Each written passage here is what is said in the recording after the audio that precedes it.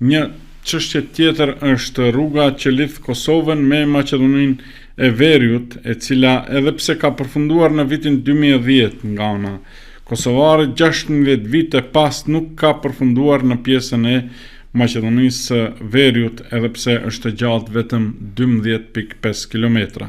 Nga viti 2011 të ndërtohej nga 850 metra sipas një përllogaritje të thjeshtë të zakonshme që kanë bërë, sot kjo rrugë do të ishte realitet. A ndjeni përgjegjësi si BDI për këtë dështim, do ta quaja të madh, në realizimin e projekteve infrastrukturore? Shifë, projekti për rrugën Tetov-Prizren asnjë është përmendur ndonjëherë.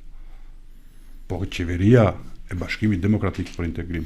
Të ndalim do kalojmë pyetja e ardhshme është për ngriti si një çështje serioze.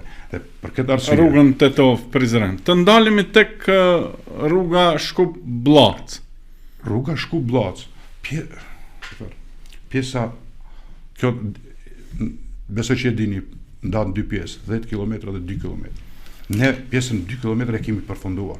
Po shtrohet pyetja pse nuk ka leje. Ministria e Transportit, qeveria nuk kërkon leje për përdorim.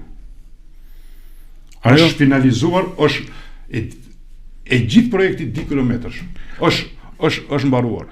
Por leje për përdorim nuk kërkon. Ajo thot sa i takon Ministria e Transportit, thot vetëm një shpjegim që kjo rrugë, pra kjo autostradë fillon dhe nuk përfundon askund, pra del në një të themi me fjalorin popullor në rrugë qore, në pozicion si mund bën projekte ku inxhinierët serioz kanë punuar për projektin, cili projektues do të ndërton një rrugë pa pik takimi. Kjo është rruga Kërshov është shembull që ndodh në Maqedoni, zoti Recep. E kam vizituar personalisht atë rrugë 2 kilometër që është. Pra, ju thoni që nuk është rrugë e cila nuk ka pik takim. Absolutisht. Që fillon dhe mbaron në pozicionet e duhura. Si është e mundme ajo? Po cili projektues do të bëj projekt që i të pa realizueshëm? Kush ka qenë projektuesi? Nuk më kujtohet ç'është projektuesi, po